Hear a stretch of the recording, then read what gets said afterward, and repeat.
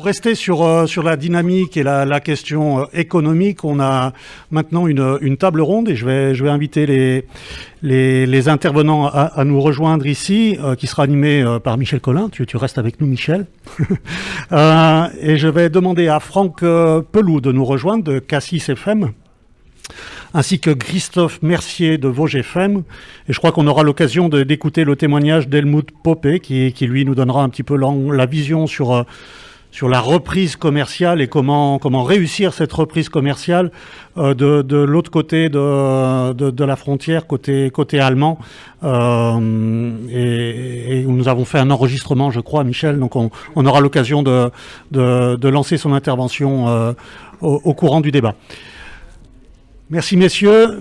Michel, je te laisse de nouveau le micro pour nous lancer la présentation et nous expliquer un petit peu dans ce contexte comment est-ce qu'il est possible, ou en tout cas au travers de témoignages, qu'est-ce qu'il est possible de faire pour se relancer économiquement au niveau des radios.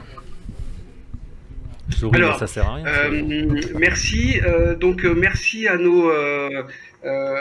nos invités. Donc on a deux invités physiques, Franck Pelou de Cassis FM à Dijon et Christophe Mercier qui représente la radio associative dans deux régions de France. Et puis on a notre intervenant virtuel Helmut Poppe qui nous donnera un peu la température de ce qui se passe dans les radios allemandes. Donc puisqu'on est dans l'Est, on a invité Helmut. Alors en fait l'idée de cette table ronde qu'on réalise maintenant dans chaque radio tour, c'est de partager un peu les bonnes pratiques en termes de commercialisation pendant cette période difficile de la crise du Covid.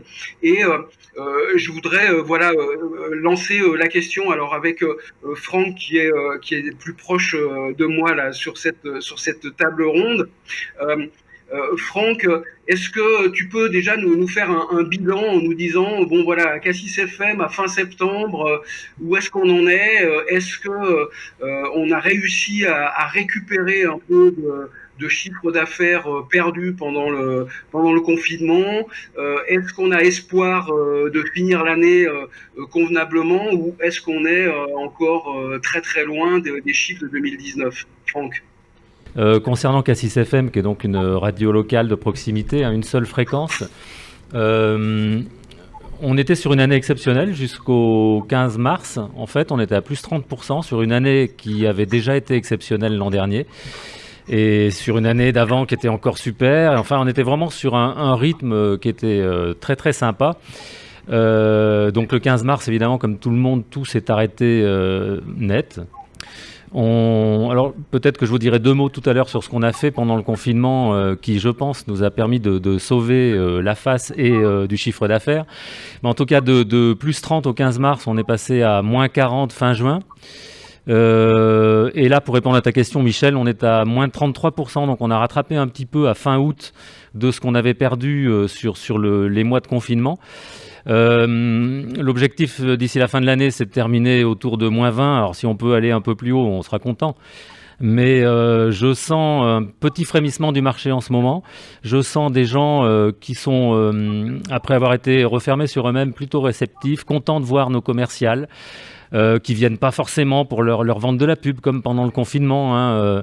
On a toujours été très très présents et donc grosso modo, pour répondre à ta question, j'ai bon espoir parce que je pense que la radio doit tirer son épingle du jeu de ce qui est arrivé et de cette pandémie. Alors je dirais juste un tout petit mot sur ce qui s'est passé pendant le confinement parce que j'ai entendu les débats de ce matin. Concernant les radios qui ont continué, celles qui ont arrêté. Alors, on n'est pas là pour faire la guerre, évidemment, on doit tous aller dans le même sens. La radio, je le disais, doit en sortir grandie de tout ce qui s'est passé. Mais bon, moi, si je parle de la constatation de ce qui s'est passé à Dijon, pendant le confinement, 2 jours après, il restait une radio, c'était Cassis FM, et une radio associative. Voilà, tous les autres, donc pour des raisons de protection, de sécurité, etc., ont arrêté de faire du programme, ou alors on fait du programme multilocal, mais en tout cas pour ce qui était de la proximité, de qu'est-ce qui se passe en ville, où est-ce qu'il faut aller, qu'est-ce qui se passe avec le Covid, qui fait quoi, etc. Il restait Cassis, c'est une radio associative. Pendant le confinement, les équipes donc ont redoublé de programmes locaux, on en a fait encore plus, et ça c'était une volonté vraiment de tout le monde d'être là, d'être présent, pour tenir informée la population de ce qui se passait réellement. Donc ça, c'est de l'info de proximité. Côté commercial, puisque c'est le débat du jour, j'ai mis mes 2 commerciales au repos tout de suite. Parce que, comme tout le monde, je ne savais pas quoi faire. Et puis, passé la période de sidération qui a duré une dizaine de jours, je leur ai demandé de revenir. Alors, pas en présentiel, hein, bien sûr, sécurité, elles étaient chez elles, mais je leur ai demandé de faire le tour de tous nos clients, de les appeler pour savoir comment ça allait. C'est le truc tout con, mais allô, bonjour, comment ça va? Je ne t'appelle pas pour te vendre de la pub, je t'appelle pour savoir comment ça va. Est-ce que je peux faire quelque chose pour toi? Et on a essayé de faire vraiment un maximum de choses pour ceux qui avaient la chance de pouvoir adapter leur activité, les plateaux emportés, etc., par exemple pour les restaurateurs. Donc on a créé des produits pendant le confinement, qu'on a gardé après, j'y reviendrai peut-être, des produits qui permettaient de manière transversale, via le web, via notre application, via les réseaux sociaux et via la radio, des podcasts et des interviews qui passaient également sur l'antenne, de mettre en avant toutes les actions qui étaient faites localement, les initiatives locales qu'on trouvait intéressantes. Et ça a permis de garder le lien avec nos clients. Et ça, c'est quelque chose que je crois ils n'ont pas oublié quand on est retourné les voir après pour leur vendre de la pub. Et donc tout ça pour dire que la radio de proximité, celles qui ont joué leur rôle, et je crois que c'est une grande partie de tous ceux qui avaient la chance de pouvoir continuer à travailler, doit sortir grandi, et je ne vois pas pourquoi ça ne repartirait pas, parce qu'on a toujours besoin, de toute façon, à un moment ou à un autre, de communiquer.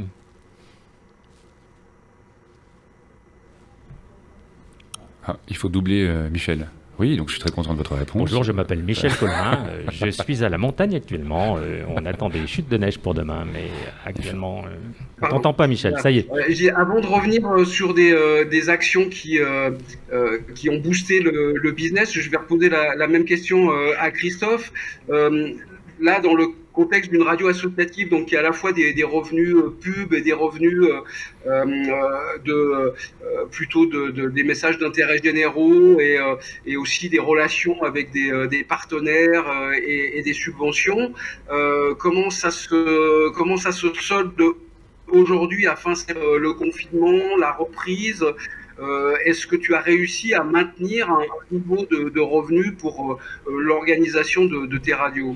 Alors, nous, au niveau de Vosges FM et au niveau des stations associatives, on a entre guillemets ce luxe-là de pas se reposer sur l'annonceur privé, c'est-à-dire celui qui va avoir un chiffre d'affaires en chute immédiatement, mais d'avoir un vrai partenariat quotidien avec les collectivités, les partenaires publics, etc. Donc ça veut dire que nous, si on parle de chiffre d'affaires, entre guillemets, pour avoir un discours un peu commercial, on sent pas une grosse chute, parce qu'aujourd'hui les collectivités et tous nos partenaires publics ont toujours des budgets et ont besoin de communiquer plus que jamais.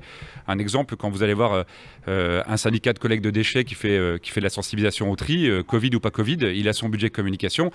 Simplement, il décale un petit peu son opération. Donc ça se passe plutôt bien. Maintenant, pour ce qui est des annonceurs privés, dans la limite des 20%, je rejoins complètement ce qui a été dit. Si vous gardez un contact permanent avec ces gens-là, avec le commerçant de proximité, avec les associations de commerçants, quand vous allez les revoir après le confinement, si vous avez pris des nouvelles d'eux et si vous avez réussi à cerner leurs besoins en dehors d'un besoin publicitaire, effectivement, ils s'en souviennent. C'est-à-dire que vous revenez, c'est la radio qui est venue me voir. Bon, moi, vous êtes venu me voir. Donc du coup, le chiffre d'affaires sur la partie privée, moi, là, au mois de septembre, dans les Vosges, c'est mieux qu'un frémissement. On fait vraiment sur la partie privée un mois qui est complètement correct. Et ajouter à cela, on y reviendra peut-être tout à l'heure si tu nous poses la question, Michel, la diversification de supports et la diversification de ressources que nous avons, nous, dans nos stations associatives, comme l'encourage le décret du fonds de soutien, qui encourage les radios à diversifier leurs ressources. Nous, ça fait un petit bout de temps qu'on le fait. Donc, tout cela couplé, on souffre pas plus que ça pour l'instant de cette période de confinement. Vosges FM, c'est un peu particulier, ça existe depuis 3 ans pour de vrai, entre guillemets, puisque ça va faire seulement 3 ans au mois de novembre qu'on a notre principale fréquence sur Épinal, fréquence qu'on aurait dû avoir sur l'appel d'offres de 2011, mais qu'il nous a fallu combattre et faire annuler pour se faire réautoriser à Épinal. Ça a été un combat contentieux avec le CSA, mais maintenant ça va faire 3 ans qu'on a Épinal, on commence à remplir des chiffres dans des tableaux, mais on ne peut pas trop faire de comparatif d'une année à l'autre parce que c'est trop jeune encore. Alors, ce que je vous propose, avant de parler aussi un petit peu concrètement des actions que vous avez pu mener ou des innovations que vous avez pu développer, je vous propose de regarder la vidéo, si on peut lancer la vidéo. Et on a posé la question à Helmut Pope, donc de savoir comment ça se passe chez nos voisins allemands dans les radios.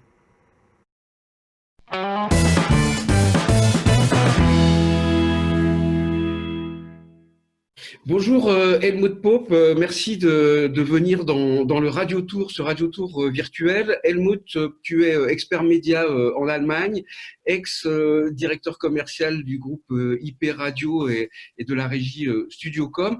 Alors Helmut, comment ça se passe en Allemagne? Est-ce que les radios allemandes retrouvent leur niveau de business de l'an passé? Bonjour Michel, j'ai la bonne nouvelle. Avec un peu de chance et les 3 ou 4 mois à venir pour l'année, elles finiront même l'année avec un tout petit plus. Donc ça veut dire que le business fonctionne bien? Est-ce qu'il y a de nouveaux annonceurs qui sont venus sur la radio en Allemagne? Oui, il y en a même beaucoup. Il y a les annonceurs qui ont quitté l'affichage et surtout le cinéma. Ça demande quand même un certain effort pour les tirer vers la radio parce que Expression, comment montrer les avantages de la radio par rapport au visuel, mais apparemment ça a marché, oui. Et ce retour du niveau de 2019, il a été régulier depuis la fin du déconfinement, comme en France. Les radios ont bien travaillé pendant l'été, pendant le mois de septembre aussi. Le mois de septembre, on n'a pas encore des statistiques pour ce qui est recettes. C'était comme de toute façon, l'évolution du marché publicitaire est assez similaire ici en Allemagne par rapport à la France. C'est les mêmes courbes et les mêmes réactions. C'était mauvais au mois d'avril, mais c'était terrible. Ça a repris au mois de juin. On a eu un très bon mois de juillet. Août, c'était quand même par rapport à l'année dernière un plus de 8,4%. Et grosso modo, il y a de l'espoir.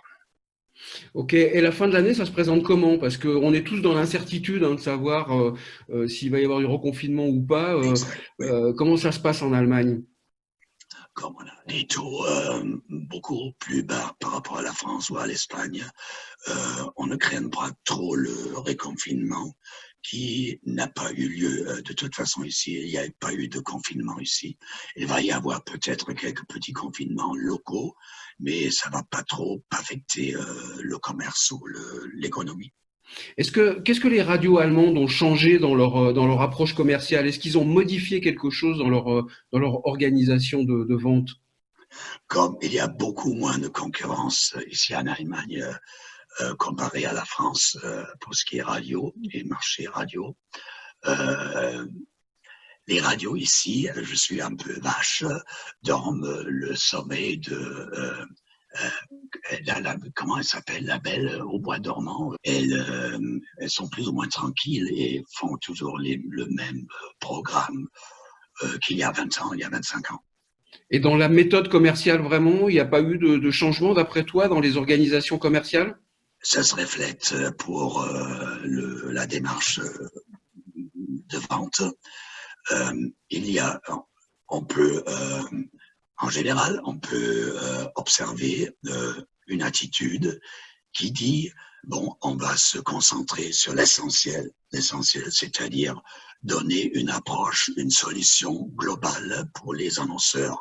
On ne parle pas uniquement de la radio, mais on leur donne des conseils universels, ce qui est assez banal, paraît-il, mais pour réaliser une démarche pareille, il faut avoir beaucoup de savoir-faire pour tout ce qui est publicité et médias. Merci Helmut, en direct d'Allemagne pour le Radio Tour. Et puis on croise les doigts aussi pour les radios allemandes en espérant que la fin d'année se passe bien. Merci Helmut, salut. Allez, ciao, ciao.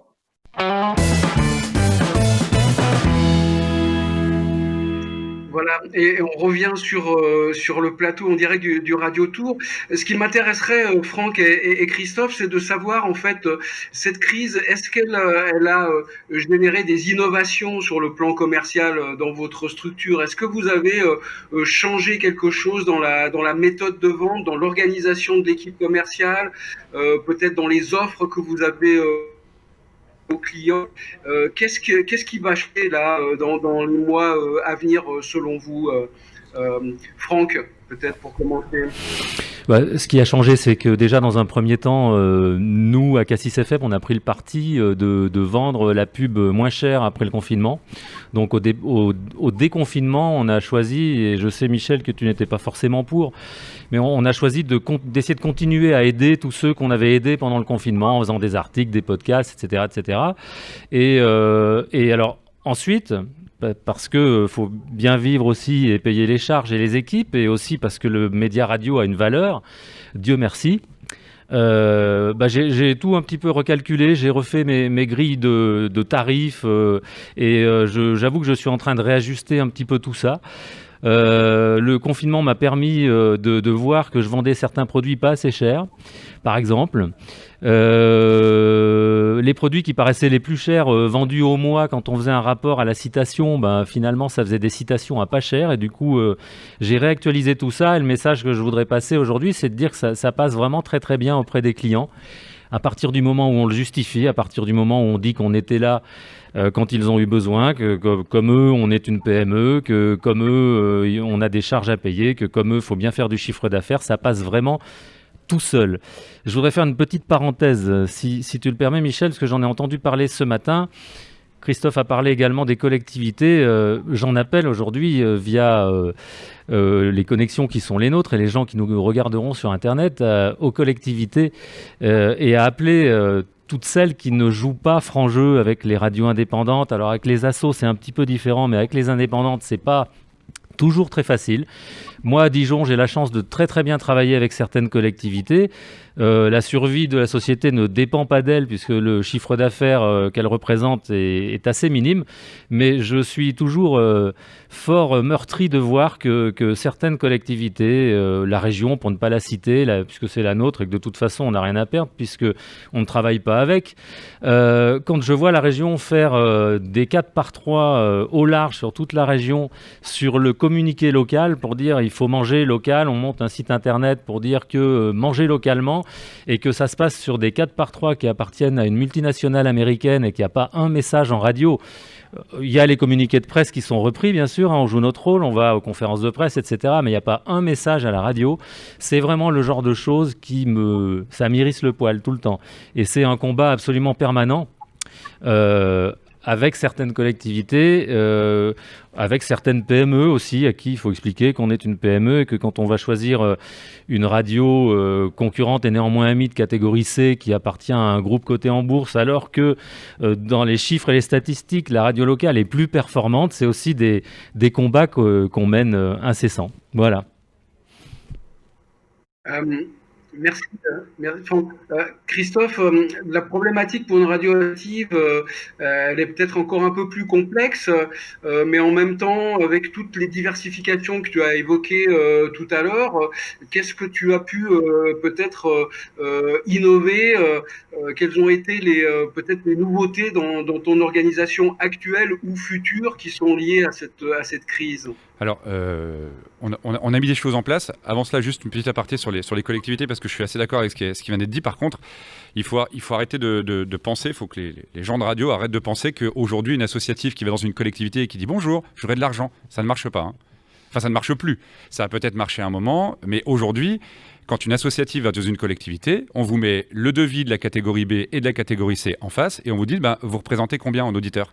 Et là, si vous n'êtes pas capable de valoir quelque chose en termes d'audience dans votre programme, en fait, l'élu, il dit on verra la prochaine fois, revenez nous voir. Donc, le combat de l'audience au service de la communication sociale de proximité et de la catégorie associative, on le mène vraiment tous les jours pour assurer l'essor économique de l'association, pour payer nos salariés, nos charges. Comme une radio de catégorie B, on collecte de la TVA, on paye même de l'impôt sur les sociétés, avec notre statut juridique. Donc on a vraiment les mêmes coûts et dépenses qu'une radio indépendante commerciale.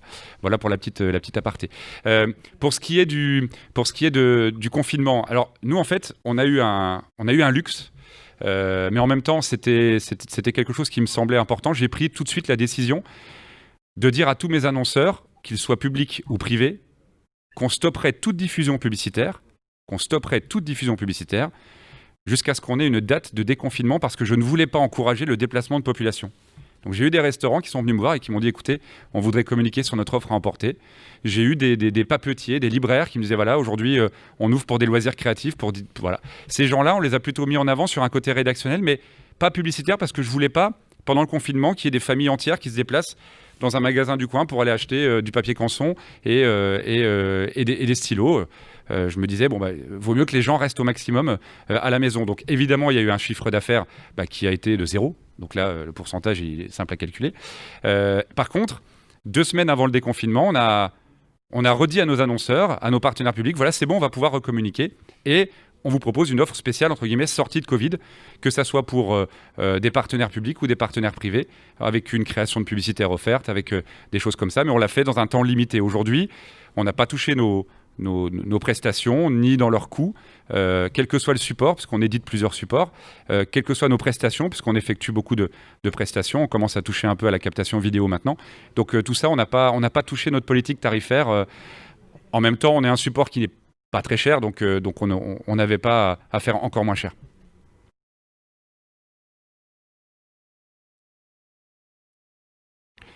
Oui, je suis très content de l'intervention de Christophe Mercier.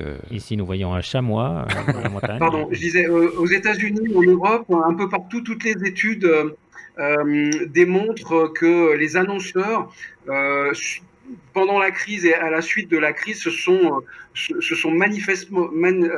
massivement dirigés vers les réseaux sociaux, vers le digital, Google et Facebook en particulier. Et donc ça, il y a et il y aura encore des transferts de budget.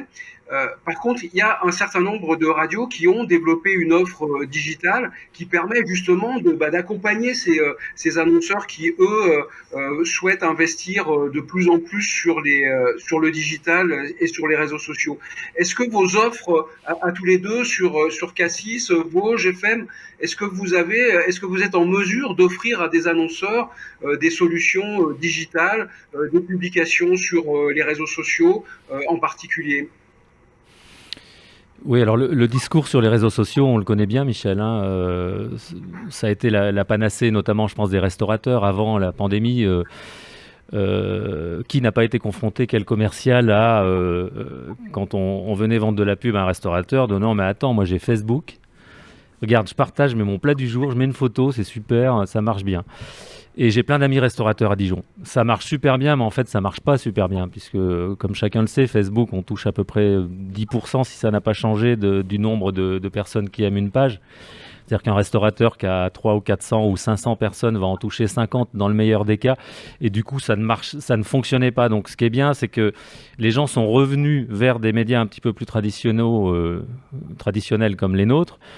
Ce qui nous a permis effectivement de leur proposer des offres auxquelles on avait eu le temps de réfléchir pendant le confinement, ça a eu du bon quand même. Et nous, comme tu le disais tout à l'heure, Michel, à Cassis FM, on était sur la rampe de lancement du podcast. Ça fait des années que j'y réfléchis, ça fait des années que j'entends les professionnels dire que c'est l'avenir. J'ai bien entendu ce matin les discours pour dire que les 15-25 ne consomment plus de radio et consomment donc de l'audio différemment. Et de toute façon, il faudra à un moment donné qu'on baisse un petit peu les volumes de pub sur nos antennes qui sont vraiment de très très longs tunnels pour emmener ça ailleurs. Mais nous, à Cassis FM, nous avons constaté qu'une certaine catégorie de population, que ce soit des entreprises, des collectivités, des offices HLM, des fédérations, chercher des moyens effectivement de communiquer autrement. Et donc nous avons une offre de podcasts qui sont des podcasts natifs. qui intéresse toute une clientèle qui n'a jamais communiqué en radio. En fait, quand la Fédération du bâtiment veut mettre en avant des tuteurs ou des jeunes aux Olympiades des métiers, de leur dire, écoutez, nous, on vous propose un podcast. On sait quoi, ça, j'entends, un podcast, pour l'instant, c'est de l'audio. On pourra faire de l'image aussi assez facilement maintenant. Nous, on n'y est pas encore parce qu'on n'a pas eu le temps de le développer. Mais voilà, on va mettre en avant donc votre apprenti. Il va venir en studio, dans un vrai studio de radio, interrogé par un journaliste professionnel. On va faire une belle photo, on va faire une belle interview, on va diffuser ça sur toutes les plateformes. Et ça, c'est un discours que les gens entendent. Et c'est vrai que c'est un produit, je trouve, sur lequel je vois de très très belles perspectives pour l'avenir. Et ce sera peut-être l'un des débouchés intéressants pour les radios commerciales comme les nôtres, où effectivement, heureusement ou malheureusement, je ne sais pas, mais on a des tunnels de pub qui sont très très très très longs. Donc, pour répondre à ta question, Michel, nous, à Cassis, je crois beaucoup au podcast. Et je discutais tout à l'heure avec mon ami Fabrice Gauthier, Broadcast, les podcasts qu'on retrouve sur tous les réseaux et surtout une grande transversalité, c'est-à-dire la possibilité de communiquer partout. Voilà, je crois beaucoup en tout ça pour l'avenir.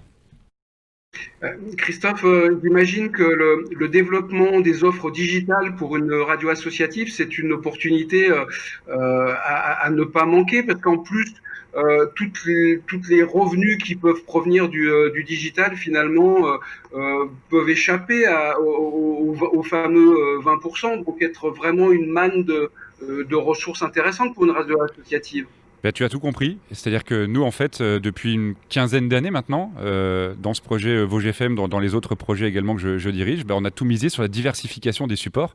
Donc ça veut dire qu'effectivement, on a de la pub à l'antenne, pub classique, pub privée, message d'intérêt collectif, mais surtout, on est en mesure de proposer tout un éventail de prestations qui peuvent et qui nous rapportent plus que la radio. C'est-à-dire qu'aujourd'hui, quand Médiamétrie me crédite d'une audience cumulée de 3,6% dans les Vosges, qui représente X nombre d'auditeurs, quand je fais une publication sur le digital ou quand je regarde mes statistiques de visite sur mon site internet, j'ai plus de gens. Donc, je facture plus cher. Ce qui paraît logique, puisque la radio me rapporte moins. Donc aujourd'hui, nous, on est clairement sur ça, sur la diversification des supports. On a une page Facebook à 40 000 abonnés pour une radio associative. C'est-à-dire que quand on regarde par rapport à d'autres stations qui ont 12, 14, 15, 16 fréquences, sur le digital, on arrive à lutter. Donc oui, priorité au digital, priorité au multi-support, priorité aux web radios thématiques, et puis la radio en complément de tout ça, bien évidemment. Donc c'est pour nous essentiel, si on veut continuer à se développer et continuer à payer nos 7 salariés, que la part de ressources en dehors de la radio soit importante. Et en plus, je le redis encore parce que on apparaît toujours un peu dans le milieu comme des gens un peu extraterrestres dans le milieu des radios associatives, mais le décret du fonds de soutien encourage la diversification des ressources, les échanges entre radios. Sauf que quand vous le faites trop, on vient vous le reprocher. C'est exactement ce qui se passe avec nous, mais on continue dans notre état d'esprit de radio associative qui proposons des choses à d'autres radios associatives. Et quand je vois par exemple, les gens le savent peu, mais vous pouvez, quand vous êtes une radio associative, gagner de l'argent en louant un émetteur. Ça fait partie de la fiche numéro 4 du fonds de soutien lorsque vous demandez une subvention. Donc nous, on a des émetteurs et des fois, on a des radios qui nous disent « je suis en panne, je te loue un émetteur ». Ça nous fait une ressource. Donc il faut que les radios associatives, aujourd'hui, ne crient pas à la subvention, en demandent parce qu'elles en méritent, évidemment, parce que la pluralité, c'est ça aussi. Mais par contre, il faut diversifier ces ressources, en l'expliquant aussi aux radios de catégorie B en face, qui ne comprennent pas toujours comment une radio associative est capable d'avoir des 4x3, des abribus. C'est parce qu'elle se diversifie qu'elle se développe. Et tant qu'elle fait sa communication sociale de proximité, ses valeurs citoyennes, nous, on a un gros item sur la préservation du massif, de la faune, de la flore dans les Vosges, de la culture vosgienne, du patois vosgien, quelque chose de très ancré dans les terroirs. On peut faire tout ça avec des salariés parce qu'on se diversifie. Alors peut-être une dernière question rapide pour rester dans le timing. Au niveau vraiment purement de votre organisation commerciale, du quotidien des vendeurs. En plus, il se trouve que tous les deux, vous n'avez que des commerciales femmes dans vos équipes. C'est curieux, mais c'est comme ça. Les grands féministes. Concrètement, qu'est-ce que ça change au quotidien dans leur travail? Est-ce que finalement le télétravail va continuer à se développer un peu? Est-ce que les rendez-vous se font de plus en plus en visio? Est-ce que vous maîtrisez, est-ce que les commerciaux maîtrisent un peu ces nouvelles techniques, les méthodes de contact qui remplaceront jamais les rendez-vous physiques, mais est-ce que vous avez fait un pas en avant dans ces techniques de vente? Alors à Cassis FM, non, parce que elle maîtrise. On a réellement découvert le télétravail en fait pendant le confinement. C'est vrai qu'il ne nous était jamais venu à l'idée de faire une réunion en Zoom où, en fait, c'est vachement bien, je trouve. D'une part, parce que quand on paye pas, c'est limité à 40 minutes, donc on est vraiment obligé d'aller droit au but et comme ça, on perd pas de temps sur Zoom. Et puis d'autre part, parce que ça évite les déplacements, etc. Mais le problème qu'on a là-dessus, c'est les clients en fait qui sont pas du tout prêts. Enfin, nous, dans une ville comme Dijon, c'est une ville moyenne, 150 000 habitants. 250 000 avec l'agglo, elles ont dû faire, je sais pas, 5 rendez-vous en télétravail depuis le déconfinement. Et puis rien ne remplacera jamais le rendez-vous physique. Elles ont été très malheureuses au début de ne plus pouvoir sortir. On a fini par leur autoriser évidemment, puisque tout le monde ressortait dans le respect des gestes barrières, qu'elles ont souvent du mal à respecter. Et on est obligé de se battre un petit peu, mais bon, voilà, c'est masque, gel, etc. Mais rendez-vous, l'argument de mes machins, ce client, je le vois une fois tous les 3 mois, j'y vais avec les croissants, il signe. Si j'y vais pas avec les croissants, il signera pas. Et bah, ça se tient, et c'est vrai que ça marche comme ça. Donc voilà, pour répondre à ta question, non, enfin, chez nous, ça n'a pas changé grand-chose, à vrai dire, Michel. Chez toi, Christophe? S'il y a des croissants qui font signer, ça m'intéresse, il faudrait me les envoyer de Dijon. Au beurre. Au beurre, d'accord.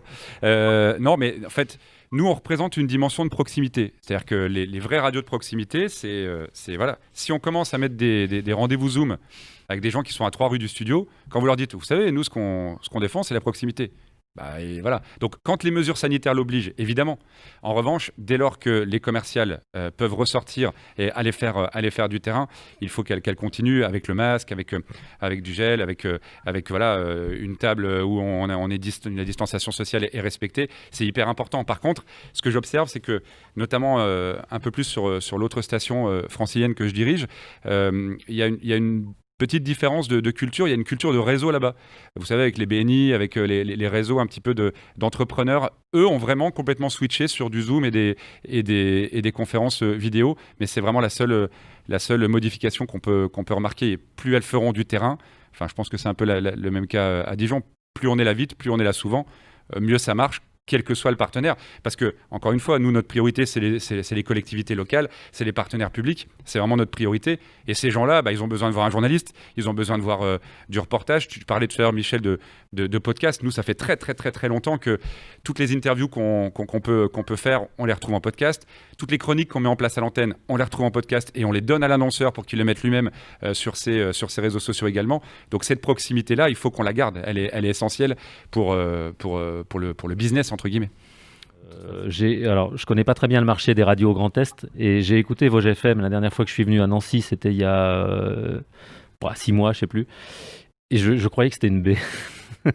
À l'écoute, je veux dire qualité de programme, de la pub. Je dis pas que les A sont de mauvaise qualité, il y a A et A aussi, mais pour moi c'est pareil, quoi. Je veux dire, voilà. Après le financement, on s'en fout. Enfin, on a des budgets qu'on doit aller chercher. Vous aussi, on doit faire des programmes de proximité. Vous aussi, on doit s'adresser aux gens avec de la vraie proximité. Vous aussi. Donc je vois pas trop de différence après. Si ce n'est dans la structure. Alors, c'est très sympa à toi, merci. La seule personne qui a pour être sympa, hein, parce que la seule personne qui a applaudi, c'est mon responsable d'antenne, donc il doit être content. Oui, mais alors, je le prends comme un compliment, en même temps, je le prends comme un problème. C'est-à-dire, aujourd'hui, pourquoi, lorsqu'un programme est professionnel, lorsqu'un programme a un son avec un émetteur qui fonctionne, etc., on dit « Ah ben tiens, on a l'impression que c'est une B ». En fait, pour moi, les A devraient s'auto-exiger cette façon de travailler, c'est-à-dire de mettre l'auditeur au cœur de la préoccupation. Et quand vous mettez l'auditeur au cœur de votre préoccupation, vous êtes condamné à faire un programme que l'auditeur ne va pas, sur lequel l'auditeur ne va pas remarquer de différence en zappant d'une radio B, d'une radio C ou d'une radio A. Parce que sinon, le modèle économique de votre radio, si vous ne représentez pas quelque chose de quantifiable pour les acteurs locaux, en fait, il tombe à l'eau. Donc nous, alors c'est un compliment, c'est gentil, hein, mais et en plus tu le penses, donc tant mieux. Mais moi, je pense qu'il devrait y avoir davantage de gens qui raisonnent comme nous on raisonne, et davantage de gens aussi au-dessus, au CSA, qui se disent, attendez, il y a des radios A qui représentent quelque chose, allons-y, quoi. Le message est passé. Et pour finir, juste, je dirais que moi j'aime bien aussi les catégories A qui, c'est pas péjoratif, mais qui bidouillent. Bien sûr, j'aime bien aussi. Je trouve que c'est aussi ça la A, donc c'est bien qu'il y ait plusieurs catégories de A dans la catégorie. C'est essentiel, on est bien d'accord. La pluralité, c'est ça. C'est essentiel, on est d'accord. Absolument. Merci à vous. Merci.